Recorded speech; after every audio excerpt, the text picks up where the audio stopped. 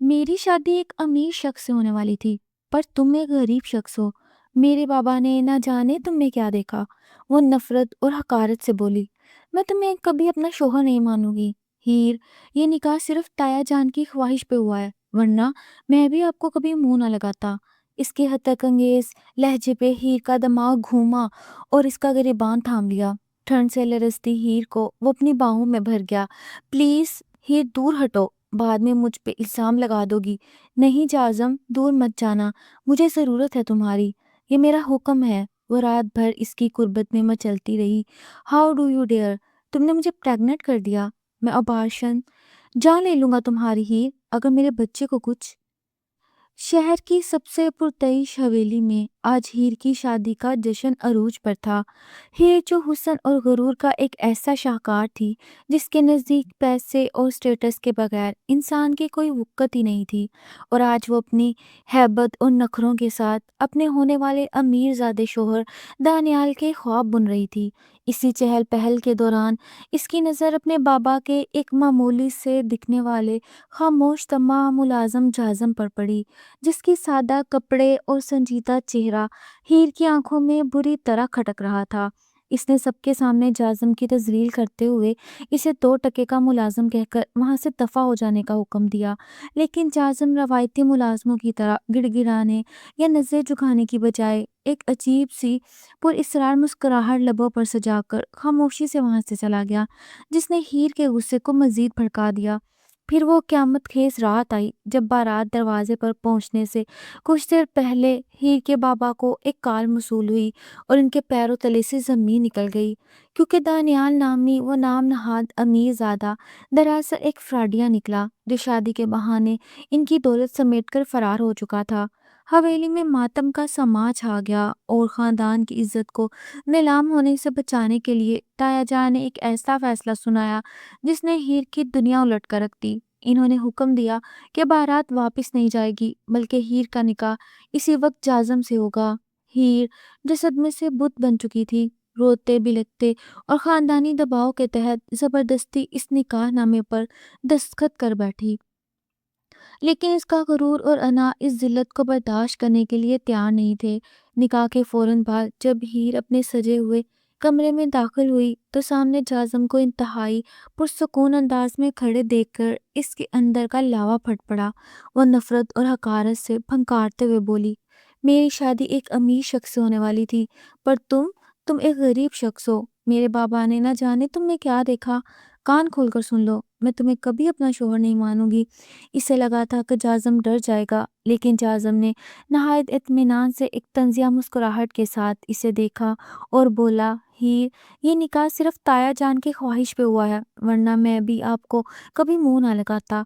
इस हद तक अमेज और बेपरवाह लहजे पर हीर का दिमाग पूरी तरह घूम गया। जिस लड़की से लोग आंख उठाकर बात नहीं करते थे, आज एक मामूली लड़का इसे इसकी औकात याद दिला रहा था। गुस्से से पागल होती हीर ने आगे बढ़कर इसका गिरेबान थाम लिया, जबकि जाज़म ने पीछे हटने के बजाय एक कदम इसकी तरफ बढ़ाया और इसकी आंखों में आंखें डालकर इतने गहरे और पुरइसरार अंदाज में देखा कि हीर के दिल की धड़कन एक पल के लिए रुक गई।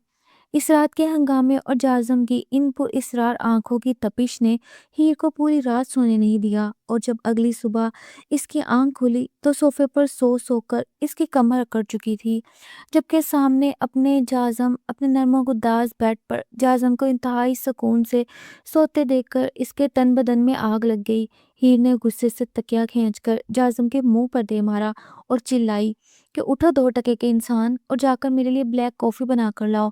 लेकिन जाज़म ने आंखें मलते हुए इंतहाई सस्ती और एक अजीब सी स्वैग के साथ इसे देखा और मुस्कुरा कर बोला कि बेगम साहिबा, ख्वाबों से बाहर आ जाएं और जाकर अपने शोहर के लिए कड़कता चाय बना कर लाएं, वरना नाश्ता नहीं मिलेगा। हीर का मुंह खुले का खुला रह गया, क्योंकि आज तक किसी ने इससे इस लहजे में बात करने की जुर्रत नहीं की थी। وہ پاؤں پٹکتی اور اسے دھمکیاں دیتی ہوئی نیچے ڈرائنگ روم میں پہنچی تاکہ اپنے بابا اور تایا جان سے اس بدتمیز ملازم کی شکایت کر سکے، لیکن وہاں پہنچتے ہی اسے ایک اور زوردار جھٹکا لگا جب تایا جان نے حتمی لہجے میں اعلان کیا کہ تم دونوں آج ہی ہنی مون کے لیے سکردو کی وادیوں میں جا رہے ہو تاکہ ایک دوسرے کو سمجھ سکو۔ ہیر نے روتے ہوئے زمین آسمان ایک کر دیا کہ میں اس غریب اور گھٹیا انسان کے ساتھ ایک منٹ نہیں گزار سکتی۔ کہاں میرا وہ لگژری لائف سٹائل اور کہاں یہ پھٹے حالوں والا لڑکا۔ لیکن اس بار خاندانی عزت کے پیش نظر کسی نے اس کی ایک نہ سنی اور اسے زبردستی جازم کے ساتھ گاڑی میں بٹھا کر روانہ کر دیا گیا۔ گاڑی کا سفر کسی میدان جنگ سے کم نہیں تھا، جہاں ہیر اپنے برانڈی سن گلاسز لگائے ناک بھوت چڑھا کر بیٹھی تھی اور جازم جان بوجھ کر گاڑی کے ڈیک پر اونچی آواز میں پرانے اور دیسی گانے چلا رہا تھا تاکہ ہیر کا خون مزید جلے۔ وہ غصے سے گانے بند کرتی تو جازم اپنی مخصوص مسکراہٹ کے ساتھ دوبارہ چلا دیتا۔ یہ کھٹی میٹھی اور دلچسپ نوک جھونک چلتی رہی، یہاں تک کہ کئی گھنٹوں کے طویل اور تھکا دینے والے سفر کے بعد وہ دونوں سکردو کے اس سنسان اور برف پوش پرائیویٹ کاٹیج میں پہنچ گئے، جہاں دور دور تک کوئی آبادی نہیں تھی اور آسمان پر چھائے ہوئے گہرے بادل کسی بڑے طوفان کی نوید سنا رہے تھے۔ کاٹیج کے دروازے پر کھڑے ہی کو اچانک ایک نامعلوم سے خوف نے گھیر لیا جب اس نے دیکھا کہ تیز برفیلی ہواؤں کے بیچ جازم اسے ایک انتہائی گہری اور بولڈ نظروں سے دیکھ رہا ہے، جیسے کہہ رہا ہو اب یہاں تمہارا غرور نہیں، صرف میری مرضی چلے گی۔ گاڑی کے رکنے ہی ہیر نے وہ مشکل دروازہ کھولا اور باہر قدم رکھا تو سامنے ایک بہت بڑا اور پرتعیش کاٹیج نما گھر موجود تھا جو سکردو کے ان سنسان اور برف پوش وادیوں میں کسی قلعے کی طرح لگ رہا تھا۔ لیکن ہیر کی اکڑ اور نخرے اب بھی آسمان سے باتیں کر رہے تھے۔ اسے حقارت سے اس عالیشان گھر کو دیکھا اور منہ بناتے ہوئے بولی کہ یہ کیسی سنسان اور عجیب سی جگہ ہے جہاں میرا دم گھٹ رہا ہے، اور اس غریب انسان کے ساتھ تو میں ایک پل بھی اندر نہیں جاؤں گی۔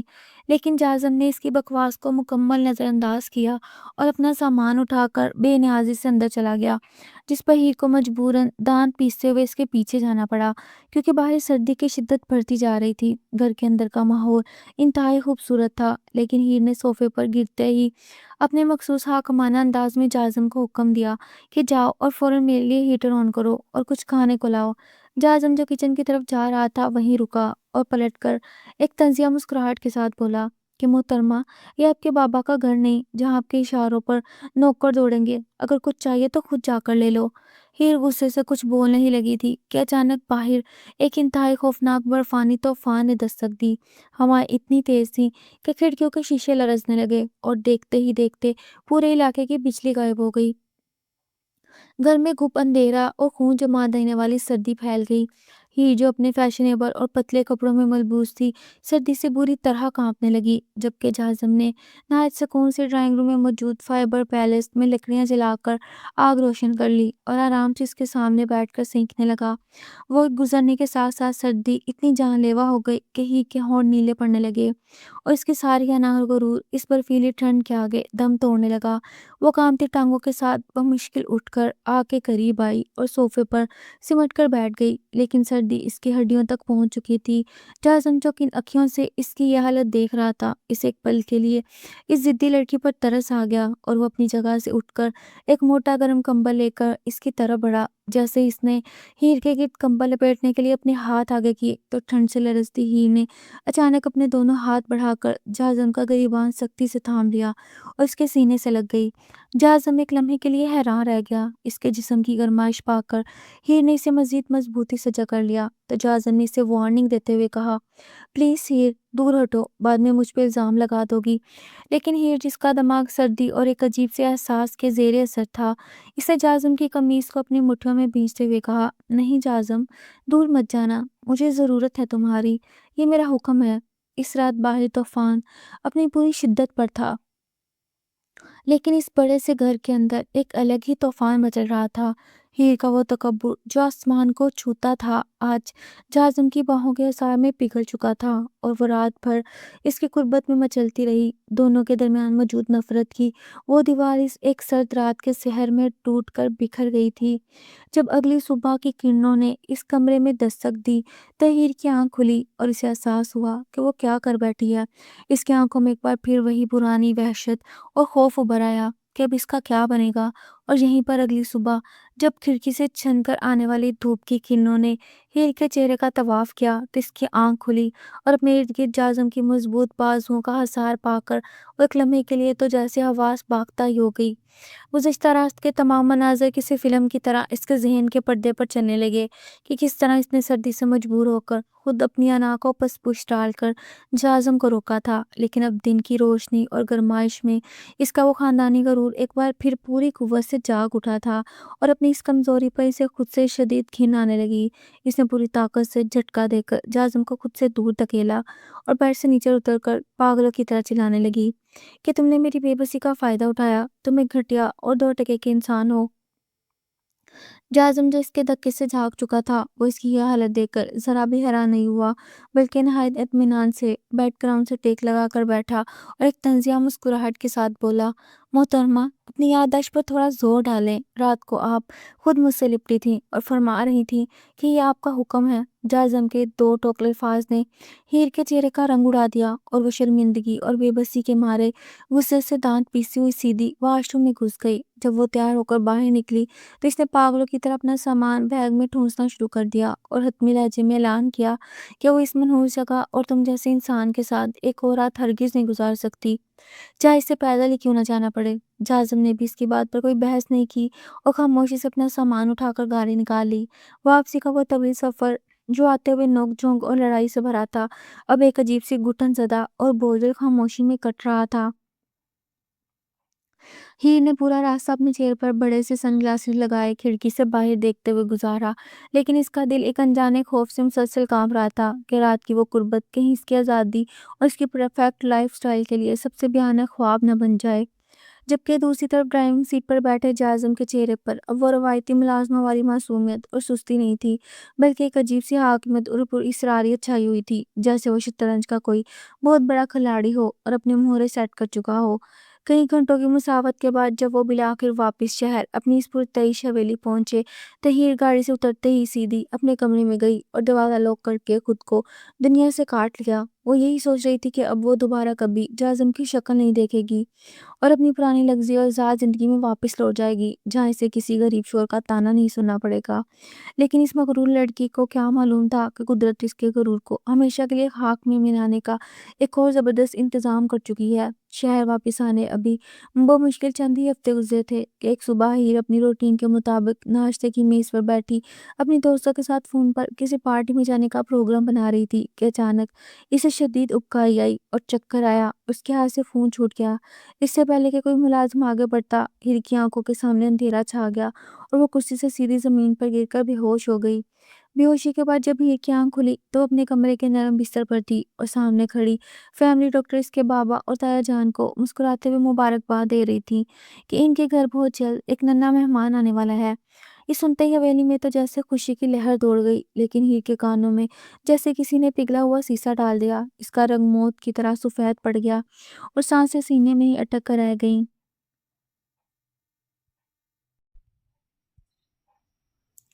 اسے اپنے کانوں پر یقین نہیں آ رہا تھا۔ اس جیسی مغرور، فیشنیبل اور آزاد خیال لڑکی کے وجود میں ایک دو ٹکے کے غریب ملازم کا بچہ پرورش پا رہا ہے۔ اس کا وہ پرفیکٹ فگر، اس کی راتوں کی پارٹیاں اور سب سے بڑھ کر اس کا وہ غرور جس پر وہ ناز کرتی تھی، اسے ایک خبر کے بوجھ تلے بری طرح کچل کر رہ گیا تھا۔ جیسے ہی کمرے سے سب لوگ باہر نکلے، ہیر نے پاگلوں کی طرح اپنے بال نوچنے شروع کر دیے اور بیڈ سے تکیے اور چادر اٹھا کر زمین پر پھینکنے لگی۔ وہ کسی بھی قیمت پر اس ذلت کو برداشت کرنے کے لیے تیار نہیں تھی۔ اس نے کانپتے ہاتھوں سے اپنا فون اٹھایا اور اپنی سب سے قریبی اور ماڈرن دوست نتاشا کو کال ملائی اور ہچکیاں لیتے ہوئے اسے ساری صورتحال بتا کر کہا، مجھے ہر حال میں اس غریب کی نشانی سے چھٹکارا چاہیے۔ نتاشا نے اسے تسلی دی اور شہر کے ایک انتہائی پوش اور خفیہ پرائیویٹ کلینک کا پتہ دیا جہاں عمرہ کے ایسے کام بغیر کسی ریکارڈ کے کیے جاتے تھے۔ ہیر نے ایک پل کا بھی ضائع کیے بغیر خود کو ایک لمبی سی چادر میں لپیٹا، چہرے پر بڑا سا سیاہ چشمہ لگایا تاکہ کوئی ملازم اسے پہچان نہ سکے، اور حویلی کے پچھلے دروازے سے دبے پاؤں نکل کر نتاشا کی بھیجی گئی بلیک گاڑی میں بیٹھ کر کلینک کی طرف روانہ ہو گئی۔ اسے لگ رہا تھا کہ وہ بہت آسانی سے اپنا یہ داغ دھو کر واپس اپنی پرانی زندگی میں لوٹ جائے گی اور کسی کو کانوں کان خبر نہیں ہوگی، لیکن وہ اس حقیقت سے بالکل بے خبر تھی کہ حویلی کے ایک اندھیرے کونے میں کھڑی ایک پراسرار سائے جیسی شخصیت اس کی ہر ایک حرکت پر ایک فون کال اور اس کی اس بھیانک سازش کو سن چکی تھی۔ کلینک پہنچ کر ہی سیدھی VIP روم میں گئی اور بیڈ پر لیٹ کر ڈاکٹر کے آلات تیار کرنے کا انتظار کرنے لگی۔ اس کے دل کی دھڑکنیں تیز تھیں، لیکن لبوں پر ایک ظالمانہ مسکراہٹ تھی کہ وہ بلا کر جازم سے اپنی اس ہار کا بدلہ لینے والی ہے، لیکن ابھی ڈاکٹر نے اس کی طرف قدم بڑھایا ہی تھا۔ اچانک پرائیویٹ روم کا دروازہ ایک زوردار دھماکے کے ساتھ کھلا، شیشے کی دیواریں تک لرز اٹھیں۔ ہیر نے گھبرا کر دروازے کی طرف دیکھا تو اس کی رگوں میں دوڑتا خون برف کی طرح جم گیا اور اس کے حلق سے چیخ تک نہ نکل سکی، کیونکہ دروازے پر کوئی اور نہیں بلکہ جازم کھڑا تھا۔ لیکن وہ یہ عام سا خاموش اور سست جازم نہیں تھا، بلکہ آج اس کی آنکھوں میں خون اترا ہوا تھا۔ اس کے ماتھے کی رگیں تن چکی تھیں، چہرے پر ایک ایسا خطرناک صفاق اور وحشیانہ غصہ تھا جو کسی بھی لمحے ہیر کی جان لے سکتا تھا۔ جازم نے ایک جھٹکے میں ڈاکٹر کو کالر سے پکڑ کر کمرے سے باہر پھینکا اور دروازہ اندر سے لاک کر دیا۔ کمرے کا دروازہ لاک ہونے کی وہ زوردار اور دھاتی آواز ہیر کے دل پر کسی ہتھوڑے کی طرح لگی اور اس نے خوفزدہ نظروں سے جازم کو دیکھا، جو اب دھیرے دھیرے مگر کسی بھوکے شیر کی طرح اس کی طرف بڑھ رہا تھا۔ اس کی سرخ اور غضبناک آنکھوں میں وہ درندگی اور جنون تھا جو ہیر نے اپنی پوری زندگی میں کبھی کسی انسان میں نہیں دیکھا۔ لیکن ہیر کی وہ پرانی اور کھوکھلی انا ایک بار پھر جاگ اٹھی اور اس نے اپنے ڈر کو چھپاتے ہوئے بیڈ سے نیچے اتر کر اپنی پوری طاقت سے جازم کے سینے پر ہاتھ مارا اور چلائی کہ ہاؤ ڈو یو ڈیئر، تم نے مجھے پریگننٹ کر دیا۔ تم جیسے 2% کے غریب انسان کی اتنی ہمت کیسی ہوئی کہ تم میری زندگی اور میرا فکر برباد کر دو۔ میں یہ ابارشن کروا کر رہوں گی اور اس خلیج نشانی کو اپنے اندر سے ختم کر دوں گی۔ ہیر کے ان زہریلے الفاظ نے جیسے جازم کے اندر کی بچی کچی برداشت کو بھی جلا کر راکھ کر دیا۔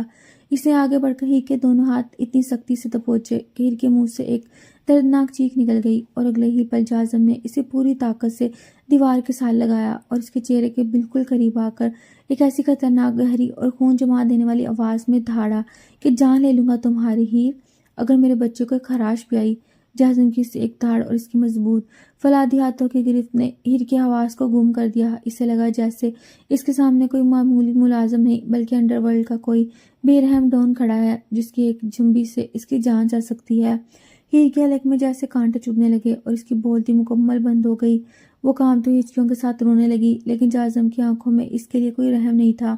اس نے ہیر کا بازو پکڑا، اسے گھسیٹتے ہوئے اس پرائیویٹ کلینک کے پچھلے دروازے سے باہر نکالا جہاں اس کی وہ خستحال موٹر سائیکل نہیں بلکہ ایک چمچماتی ہوئی بلیک لینڈ کروزر کھڑی تھی۔ ہیر جو پہلے ہی صدمے اور خوف میں تھی، اس لگژری گاڑی کو دیکھ کر ایک لمحے کے لیے دنگ رہ گئی، لیکن جازم نے اسے کسی بے جان گٹھڑی کی طرح پچھلی سیٹ پر پھینکا اور خود ڈرائیونگ سیٹ پر بیٹھ کر گاڑی طوفان کی طرح اڑا دیا۔ پورے راستے ہیر سہم کر سیٹ کے کونے میں لگی روتی رہی اور یہ سوچتی رہی آخر یہ جازم ہے کون اور اس کے پاس اتنی مہنگی گاڑی کہاں سے آئی۔ حویلی پہنچتے ہی جازم نے اسے بازو سے پکڑ کر سیدھا اس کے کمرے میں دھکیلا اور باہر سے دروازہ لاک کرتے ہوئے سرد لہجے میں وارننگ دی، اب تم اس کمرے سے ایک قدم بھی باہر نہیں نکالو گی ورنہ مجھ سے برا کوئی نہیں ہوگا۔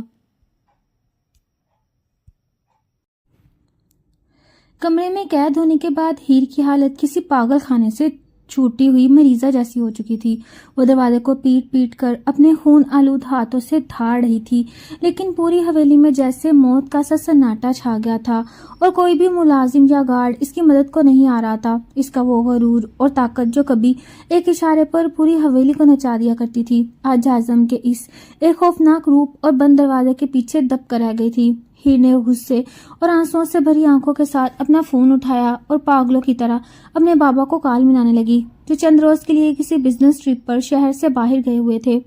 کئی گھنٹوں کی مسلسل کوشش کے بعد جب آخرکار کال ریسیو ہوئی تو ہیر چیختے ہوئے اور ہچکیاں لیتے ہوئے بولی کہ بابا فوراً واپس آئیں، اس 2% کے ملازم جازم نے مجھے میرے ہی کمرے میں قید کر رکھا ہے اور مجھے دھمکیاں دے رہا ہے، اسے فوراً گھر سے نکالے ورنہ میں اپنی جان لے لوں گی۔ دوسری طرف ہیر کے بابا نے جب یہ سنا تو ان کے منہ سے صرف ایک گھبرائی ہوئی اور کانپتی ہوئی آواز نکلی کہ ہیر تم نے کیا کر دیا، تم پاگل ہو گئی ہو کیا؟ میں ابھی پہنچ رہا ہوں، خدا کے لیے چپ چاپ کمرے میں رہو اور اس سے کوئی بحث مت کرنا۔ بابا کے اس عجیب و غریب اور خوفزدہ لہجے نے ہیر کے ذہن میں مزید الجھنیں پیدا کر دی کہ آخر اس کے اتنے طاقتور اور امیر بابا ایک معمولی سے غریب لڑکے سے اتنا کیوں ڈر رہے ہیں۔ رات بھر ہیر اسی کرب اور تجسس میں جاگتی رہی اور جیسے ہی صبح کی پہلی کرن نے حویلی کے صحن کو روشن کیا تو باہر کئی گاڑیوں کے رکنے کی زوردار آوازیں گونجی۔ ہیر نے بھاگ کر کھڑکی سے نیچے دیکھا تو اس کے بابا اور تایا جان انتہائی بدحواس اور پسینے میں شرابور حالت میں حویلی میں داخل ہو رہے تھے، لیکن ان کے پیچھے کوئی پولیس یا گارڈز نہیں تھے، بلکہ وہ دونوں سیدھے اس ڈرائنگ روم کی طرف بھاگے جہاں جازم انتہائی پرسکون اور حاکمانہ انداز میں صوفے پر ٹانگ رکھے بیٹھا تھا اور ایک مہنگا سگار پی رہا تھا۔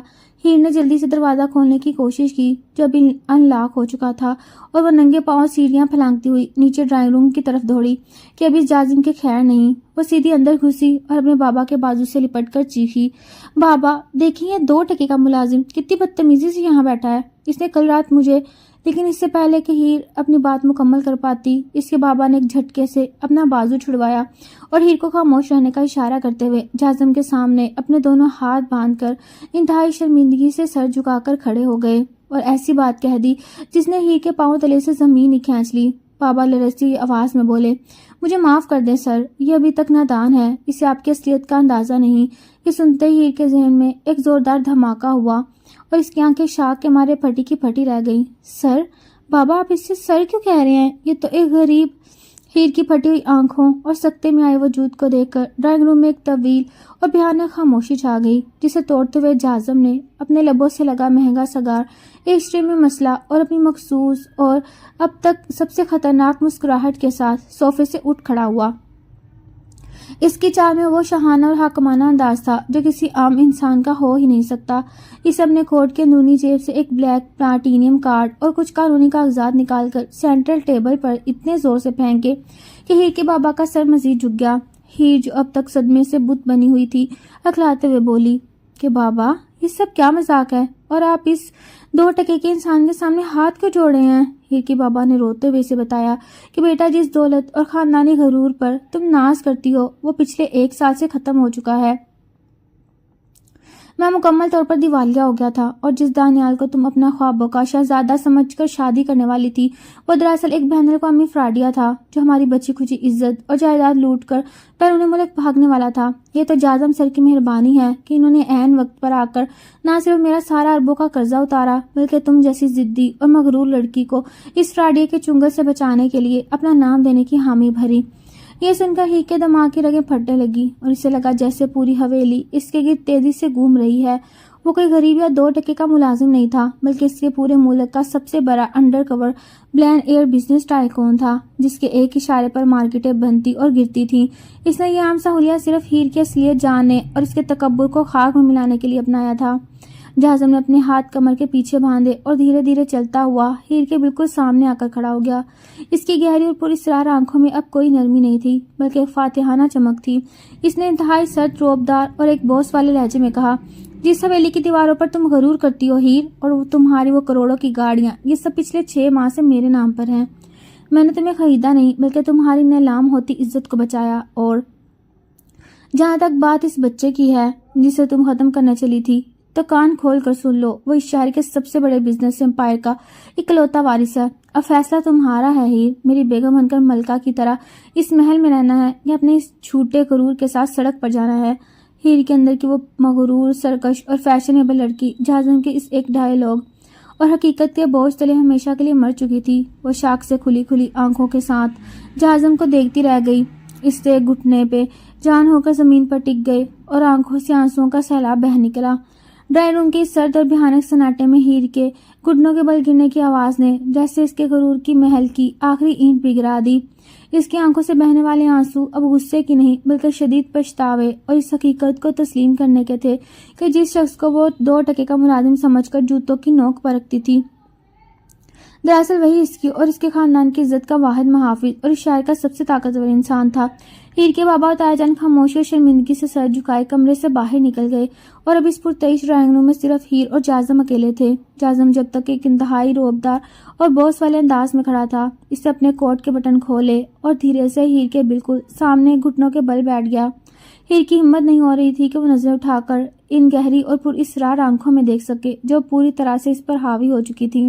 جازم نے اپنی مضبوط انگلیوں سے ہیر کی کامتی ہوئی ٹھوڑی کو پکڑا اور اس کا آنسوں سے تر چہرہ اوپر اٹھا کر ایک دل فریب شرارتی اور بولڈ مسکراہٹ کے ساتھ بولا، کہاں گیا میری مغرور بیگم کا وہ سارا نخرہ اور اکڑ کہ اب بھی تم اپنے اس بلین ایئر شوہر کو اپنے ہاتھوں سے بلیک کافی بنا کر نہیں دو گی؟ ہیر جو پہلے ہی صدمے سے نڈال تھی جازم کے اس اچانک رومانوی اور چھیڑ چھاڑ والے طنزیہ انداز پر بری طرح بوکھلا گئی۔ اس کے گال شرمندگی اور ایک انجانے احساس سے سرخ پڑ گئے۔ اس سے پہلے کہ وہ کوئی جواب دے پاتی یا خود کو سنبھالنے کی کوشش کرتی، جازم نے ایک ہی جھٹکے میں سے اپنی مضبوط باہوں میں اٹھا لیا۔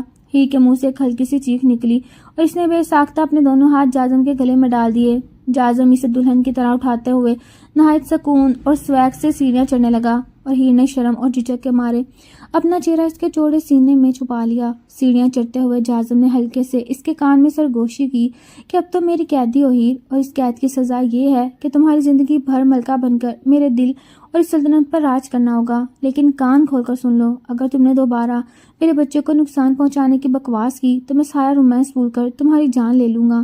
جازم کے اس رومانوی مگر خطرناک وارننگ والے انداز نے ہیر کے دل کی دھڑکنوں کو ایک عجیب سی بے ترتیبی میں مبتلا کر دیا۔ وہ جانتی تھی وہ ہار چکی ہے، لیکن یہ ہار اسے اپنی اب تک زندگی کی سب سے خوبصورت جیت لگ رہی تھی۔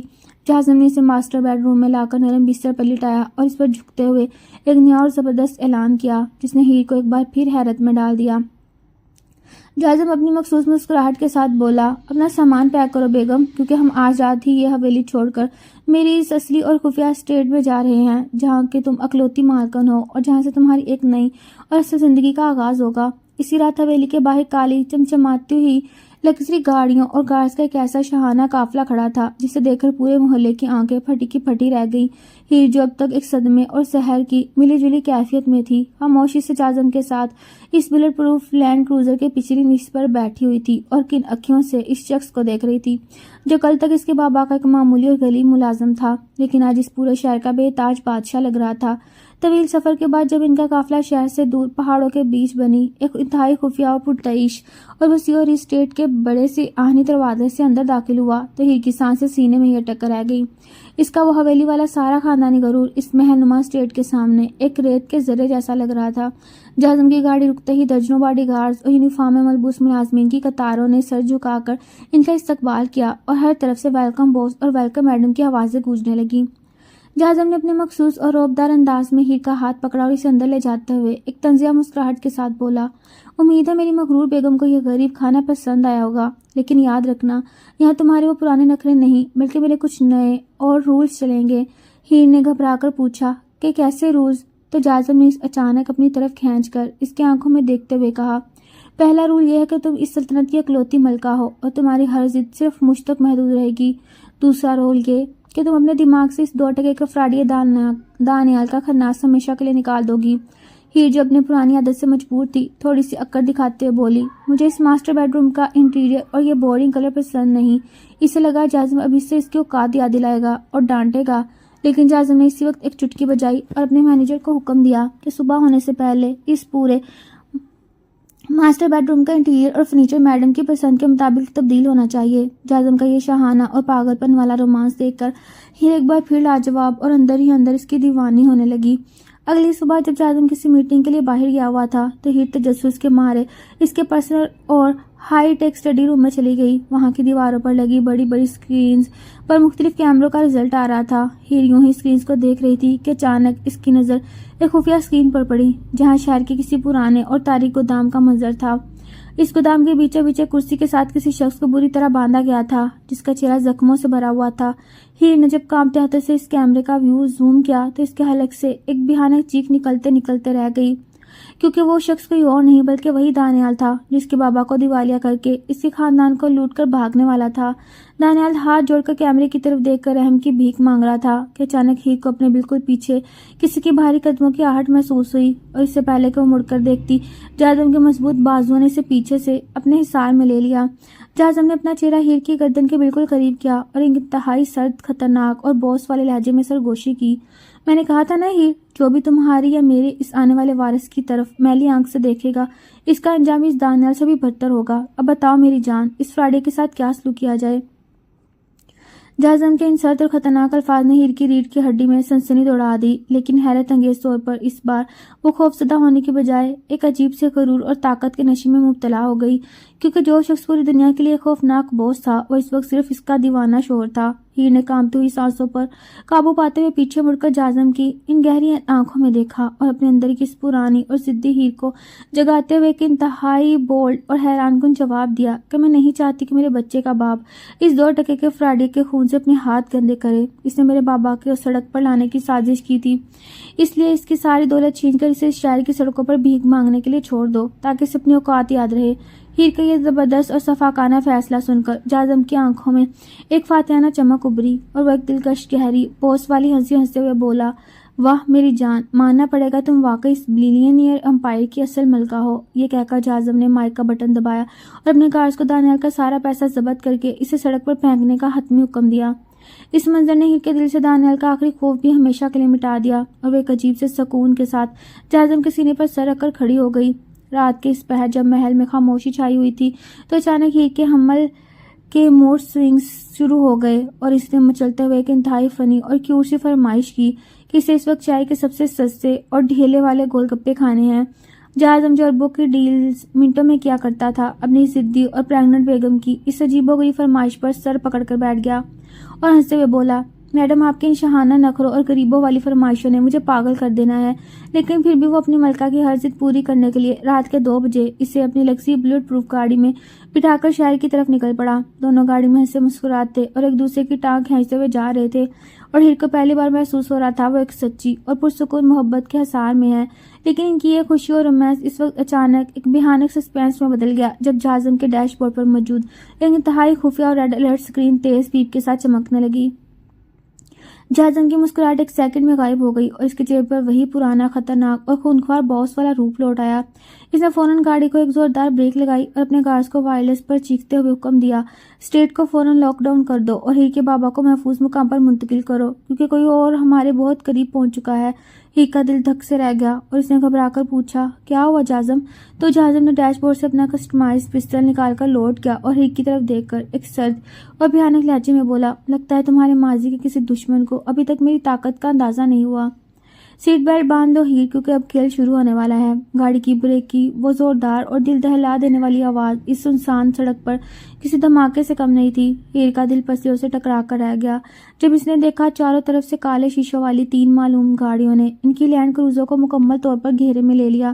جازم کی آنکھوں میں وہ پرانی سستی یا خاموشی نہیں بلکہ خونخوار اور شفاق درندے کی چمک تھی جو اپنے شکار کو چیر پھاڑنے کے لیے تیار ہو۔ اس نے ایک ہاتھ سے اپنا پسٹل لوڈ کیا اور دوسرے ہاتھ سے گاڑی کا سینٹر لاک دباتے ہوئے ہیر کی طرف پلٹا جو خوف سے کانپتے ہوئے اپنے پیٹ پر ہاتھ رکھے ہوئے تھی۔ ہیر جس نے کبھی شخص کو 2 کا ملازم کہہ کر ٹھکرایا تھا آج اس کی جان کے خوف سے پھوٹ پھوٹ کر رونے لگی تھی اور اس نے جازم کا بازو سختی سے پکڑ کر ہچکیوں کے درمیان التجا کی، خدا کے لیے جازم باہر مت جاؤ، مجھے تمہاری ضرورت ہے، اگر تمہیں کچھ ہو گیا تو میرا اور ہمارے اس بچے کا کیا بنے گا؟ جازم کا وہ غصے سے بھرا چہرہ ہیر کے ان آنسوؤں کو دیکھ کر ایک پل کے لیے نرم پڑ گیا۔ اس نے اپنا مضبوط ہاتھ ہیر کے کانپتے ہوئے گال پر رکھا اور انتہائی دلکش مگر بوس والے غرور کے ساتھ مسکرا کر بولا، میری جان، اس شہر کے گنڈوں میں اتنے اوقات نہیں اور تمہارے شوہر کا بال بھی بگا کر سکیں۔ تم بس گاڑی کے اندر بیٹھ کر اس کھیل کو انجوائے کرو جو میں ان کے ساتھ کھیلنے والا ہوں۔ یہ کہہ کر جازم نے دروازہ کھولا اور باہر نکل کر طوفان کی طرح ان مسلح گنڈوں کے سامنے کھڑا ہو گیا۔ ہیر گاڑی کے اندر سے روتے ہوئے شیشے پر ہاتھ مار رہی تھی لیکن یہ کوئی روایتی فلمی لڑائی نہیں تھی جہاں ہیرو اکیلا مار کھاتا ہے۔ جازم نے ابھی تک اپنا پسٹل سیدھا ہی کیا تھا کہ اچانک اندھیرے کو چیرتی ہوئی درجنوں ہائی بیم لائٹس آن ہوئیں اور جازم کی اپنی ایلیٹ سیکورٹی فورس کی درجنوں گاڑیوں نے ان حملہ آوروں کو چاروں طرف سے گھیر کر ان کے سروں پر ریڈ ڈاٹ لیزر تان لی۔ جازم کے ہونٹوں پر ایک شفاقانہ مسکراہٹ ابھری اور اس نے اپنے کارز کو اشارہ کیا۔ چند ہی سیکنڈ میں ان حملہ آوروں کے ہتھیار زمین پر تھے اور وہ گھٹنوں کے بل بیٹھے موت کے خوف سے کانپ رہے تھے۔ لیکن کہانی کا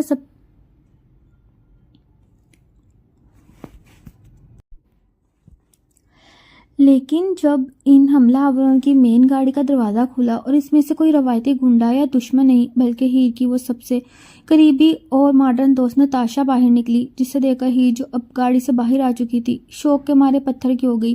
نتاشا کے چہرے پر ایک زہریلی اور حسرت سے بڑی مسکراہٹ تھی۔ وہ دانیال کی اصل پارٹنر اور ماسٹر مائنڈ تھی جو ہیر کی جائیداد اور اس کے غرور کو شروع سے ہی خاک میں ملانا چاہتی تھی اور آج وہ جازم کے راستے سے ہٹانے آئی تھی۔ نتاشا نے ہنستے ہوئے ہیر کی طرف دیکھا اور طنز کرتے ہوئے بولی، کیا ہوا میری مغرور دوست، کیسا لگا میرا یہ سرپرائز؟ لیکن اس سے پہلے کہ ہیر صدمے سے کچھ بول پاتی، جازم نے ایسا زوردار اور بھیانک کہکا لگایا کہ سڑک پر کھڑے ہر شخص کا خون جم گیا۔ جازم نے نتاشا کی طرف قدم بڑھاتے ہوئے اپنی جیب سے ایک USB نکالی اور ایک انتہائی خطرناک اور رعب دار لہجے میں بولا، بے وقوف لڑکی، تم جس بساط پر آج چلنا سیکھ رہی ہو اس کا بادشاہ میں سالوں پہلے بن چکا ہوں۔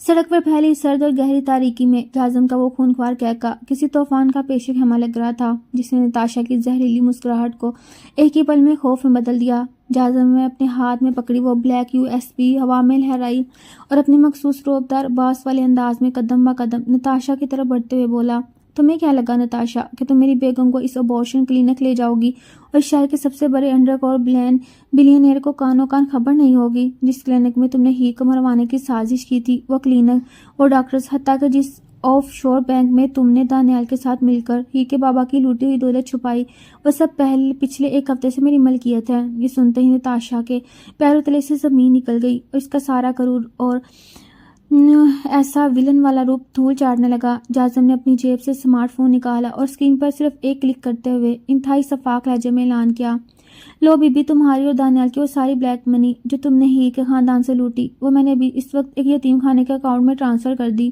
اب تم دونوں مل کر جیل کی چکی پیستے ہوئے اپنی اوقات پر ہونا۔ نتاشا جو چند منٹ پہلے تک خود کو اسی بساط کی ملکہ سمجھ رہی تھی، اب گھٹنوں کے بل گر کر رحم کی بھیک مانگ رہی تھی، لیکن جازم کی آنکھوں میں کوئی رحم نہیں تھا۔ اس نے اپنے گاز کو اشارہ کیا کہ اس غدار لڑکی کو اٹھاؤ اور سیدھا پولیس کے حوالے کرو تاکہ اسے اس کی اصلی جگہ مل سکے۔ جیسے گارڈ نتاشا کو گھسیٹتے ہوئے لے گئے، اس انسان سڑک پر ایک بار پھر خاموشی چھا گئی، لیکن یہ خاموشی ہیر کے اندر چلنے والے جذبات کے طوفان کو نہیں چھپا سکی۔ وہ جو اب تک اپنی دوست کی اس بھیانک غداری پر شاک میں کھڑی تھی، اچانک ٹوٹ گئی اور بھاگ کر جازم کے چوڑے سینے سے اس قدر مضبوطی سے لپٹ گئی جیسے کوئی ڈوبتا ہوا انسان کسی چٹان کو تھام لیتا ہے۔ ہیر کی ہچکیاں بند گئی تھیں اور وہ روتے ہوئے جازم کے کوٹ کو اپنی مٹھیوں میں بھینچ کر کہہ رہی تھی، مجھے معاف کر دو جازم، میں کتنی اندھی اور مغرور تھی جو اپنوں اور غیروں کی پہچان نہ کر سکی۔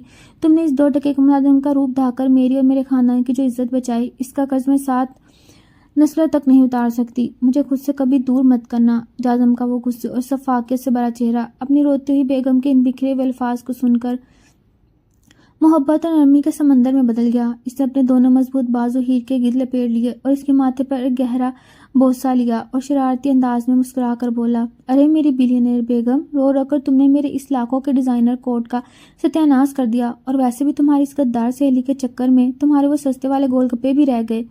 جازم کی اس بات پر ہیر کے روتے ہوئے چہرے پر بھی کور سی ہنسی آ گئی اور اس نے گیلے رخساروں کے ساتھ جازم کے سینے پر ایک ہلکا سا مکہ مارا۔ دونوں ایک دوسرے کی محبت اور حصار میں مکمل طور پر کھو چکے تھے۔ جازم کو ایک فون کال آئی۔ فون کال کی وہ جانی پہچانی اور سرد آواز سنتے ہی جازم کے چہرے پر پہلی بار ایک شدید دھچکا اور خوف ابھرا جو ہیر نے اس کی آنکھوں میں پہلے کبھی نہیں دیکھا تھا۔ اس کا مضبوط ہاتھ جس نے کبھی کسی بڑے بڑے مافیا کے سامنے بھی نہیں کانپا تھا، اس وقت فون پکڑے ہوئے ہلکا سا لرزار تھا۔ ہیر نے گھبرا کر پوچھا، کیا ہوا جازم، کس کی کال ہے؟ لیکن جازم نے کوئی جواب دینے کی بجائے فوراً گاڑی کی رفتار دگنی کر دی اور اسٹیٹ کے اندر داخل ہوتے ہی گارڈز کو چیختے ہوئے حکم دیا، پورے محل کو ریڈ الرٹ کر دو، ہیر کو سیدھا انڈر گراؤنڈ سیف روم میں لے جاؤ۔ ہیر روتے اور چلاتے ہوئے جازم سے پوچھ رہی تھی، آخر مسئلہ کیا ہے؟ لیکن جازم نے اسے بازو سے پکڑ کر گارڈز کے حوالے کیا، صرف اتنا کہا، ہیر، مجھے اپنی جان سے زیادہ تم اور ہمارے اس بچے کی فکر ہے، جب تک میں واپس نہ ہوں اس کمرے سے باہر مت نکلنا، کیونکہ آج مجھے اس سام کا سر کچلنا ہے جسے میں نے دودھ خود پلایا۔ یہ سنتے ہی ہیر کے آنسو نکل آئے اور وہ التجا کرنے لگی، اسے اکیلا مت چھوڑو۔ لیکن جازم نے اس کے ماتھے پر آخری گہرا بوسہ دیا اور اپنی بلیک بلٹ پروف SUV میں بیٹھ کر تیزی سے باہر نکل آیا۔ دوسری طرف فون پر موجود وہ شخص کوئی اور نہیں بلکہ خود جازم کا اپنا سگا چچا اور بزنس پارٹنر وقار تھا، وہی وقار جس نے جازم کے باپ کے مرنے کے بعد اسے پالا تھا، لیکن اندر ہی اندر وہ جازم کے اس پورے بلینئر امپائر پر قبضہ کرنے کی سازش کر رہا تھا۔ نتاشا اور دانیال تو صرف مہرے تھے جنہیں وقار نے استعمال کیا تھا تاکہ ہیر کے بابا کو دیوالیہ کر کے جازم کو اس خاندانی الجھن میں پھنسا سکے اور پیچھے سے اس کے سارے بزنس پر قبضہ کر لے۔ لیکن جب جازم نے ہیر سے شادی کر کے اور اس کے بابا کا سارا قرضہ اتار کر وقار کی گیم خراب کر دی تو وقار نے اب ہیر کو مارنے کا آخری اور بھیانک پلان بنایا۔ جہازم کی گاڑی شہر کے مضافات میں موجود ایک پرانی اور خستہ حال فیکٹری کے باہر رکی، جہاں وقار نے اکیلے ملنے کا چیلنج دیا تھا۔ جہازم نے اپنا پسٹل لوڈ کیا اور طوفان کی طرح فیکٹری کا زنگ آلود دروازہ کھول کر اندر داخل ہوا۔ اندر کا منظر دیکھ کر اس کا خون کھول اٹھا۔ وقار ایک پرانی کرسی پر بڑے سکون سے سگار پیتا ہوا بیٹھا تھا اور اس کے پیچھے درجنوں مسلح گنڈے کھڑے تھے۔ وقار نے ہنستے ہوئے طنز کیا، آ گیا میرا شیر بھتیجا، اپنی اس 2 ٹکے کی مغرور بیگم کی خاطر تم نے میری ساری محنت پر پانی پھیر دیا۔ آج تمہارے اس لڑکی کا قصہ یہیں ختم کیا جائے گا۔ لیکن جہازم کے چہرے پر کوئی ڈر نہیں، بلکہ ایک انتہائی صفا، خطرناک اور بوس والی مسکراہٹ تھی۔ اس نے آرام سے اپنا پسٹل واپس پولسٹر میں رکھا اور ایک قدم آگے بڑھ کر ایک ایسی بات کہی جس نے وقار کی ہنسی کو ایک سیکنڈ میں فریز کر دیا۔ چچا جان، آپ نے شطرنج کھیلنا تو مجھ سے سیکھا، لیکن آپ بھول گئے اس بساط کا بادشاہ اپنا آخری اور سب سے خطرناک مہرہ ہمیشہ چھپا کر رکھتا ہے۔ وقار نے بوکھلا کر اپنے گنڈوں کو جہازم پر فائر کرنے کا حکم دیا، لیکن حیرت انگیز طور پر کسی ایک گنڈے نے بھی اپنی بندوق نہیں اٹھائی۔ وقار نے مڑ کر دیکھا تو اس کے پیروں تلے سے زمین نکل گئی۔ وہ تمام گنڈے جنہیں اس نے جہازم کو مارنے کے لیے کرائے پر بلایا تھا، وہ دراصل جہازم کے اپنے انڈر کور ایلیٹ سیکورٹی فورس کے کمانڈوز تھے، جنہوں نے مہینوں پہلے ہی وقار کے گینگ میں در اندازی کر لی تھی۔ جہازم نے ایک انتہائی ظالمانہ اور بوس والی مسکراہٹ کے ساتھ وقار کی طرف قدم بڑھایا اور بولا، کیا آپ کو واقعی لگتا ہے کہ میں اپنی اس بلین امپائر کو آپ جیسے دیمک کے حوالے کر کے سکون سے سو رہا تھا؟ آپ کے ہر اکاؤنٹ، ہر کال، ہر غداری کا ثبوت پچھلے 1 سال سے میری اس جیب میں ہے۔ یہ کہہ کر جہازم نے ایک جھٹکے میں وقار کا کالر پکڑا اور اسے زمین پر پٹک دیا۔ وقار جو چند منٹ پہلے تک اس سلطنت کا بادشاہ بننے کا خواب دیکھ رہا تھا، اب موت کے خوف سے کانپ رہا تھا۔ جہازم نے اپنے کمانڈوز کو اشارہ کیا اور وقار کو ہمیشہ کے لیے پولیس اور میڈیا کے حوالے کر دیا تاکہ اس کا بھیانک چہرہ پوری دنیا کے سامنے آ سکے۔ اس رات کا طوفان ہمیشہ کے لیے تھم چکا تھا۔ جہازم نے اپنی آخری اور سب سے بڑی دشمن کا سر کچل کر اپنی ملکہ ہیر اور اپنے آنے والے وارث کو ہمیشہ کے لیے محفوظ کر لیا تھا۔ کچھ گھنٹوں بعد جب جہازم واپس اپنی اسٹیٹ پہنچا تو ہیر انڈر گراؤنڈ سیف روم میں آنسو سے بھیگی ہوئی اور خوف کے مارے سمٹی ہوئی بیٹھی تھی۔ دروازہ کھلنے کی آواز پر اسے چونک کر دیکھا اور جہازم کو صحیح سلامت مسکراتے ہوئے اپنے سامنے کھڑا پا کر دیوانہ وار بھاگی اور اس کے چوڑے سینے سے لگ کر بچوں کی طرح رونے لگی۔ جہازم نے اسے اپنی مضبوط باہوں میں بھر لیا اور اس کے ماتھے پر ایک گہرا بوسہ دیتے ہوئے انتہائی رومانوی اور شرارتی لہجے میں بولا، ارے میری مغرور بیگم، تم تو رو رو کر اپنا سارا فیشن اور میک اپ خراب کر چکی ہو، اب جلدی سے اپنے آنسو پونچھو، کیونکہ اس سلطنت کی ملکہ کو اس طرح رونا نہیں دیتا۔ ہیر نے مسکراتے ہوئے جہازم کے سینے پر ہلکا سا مکہ مارا اور شرما کر اپنا چہرہ اس کی گردن میں چھپا لیا۔ کچھ مہینوں بعد کا خوبصورت اور پرسکون منظر سامنے آتا ہے۔ اسٹیٹ کے سرسبز لان میں ہیر، جو اب مکمل طور پر ایک بدلی ہوئی محبت کرنے والی اور پرسکون عورت بن چکی تھی، ایک آرام دہ کرسی پر بیٹھی چائے کا کپ پی رہی تھی اور اس کے قدموں میں ایک ننھا سا انتہائی کیوٹ سا بچہ کھیل رہا تھا جو اس بلینئر امپائر کا اکلوتا وارث تھا۔ جہازم جو دور سے اپنی اس خوبصورت اور چھوٹی سی دنیا کو دیکھ رہا تھا، مسکراتا ہوا آیا اور ہیر کے پیچھے کھڑے ہو کر اس کے کندھوں پر ہاتھ رکھتے ہوئے ایک انتہائی زبردست اور باس والے ڈائلاگ کے ساتھ بولا، جس لڑکی نے کبھی مجھے 2 ٹکے کا ملازم کہہ کر میرا گریبان پکڑا، آج وہ میری سربوں کی سلطنت اور میرے دل کی اکلوتی مالکن ہے، اور ابھی یہ میری قید میں ہے زندگی بھر کے لیے۔ ہیر نے ہنستے ہوئے اپنا ہاتھ جہازم کے ہاتھ پر رکھا اور آسمان کی طرف دیکھ کر شکر ادا کیا کہ اس کے غرور کا ٹوٹنا دراصل اس کی زندگی کی سب سے بڑی اور خوبصورت جیت بن گیا تھا۔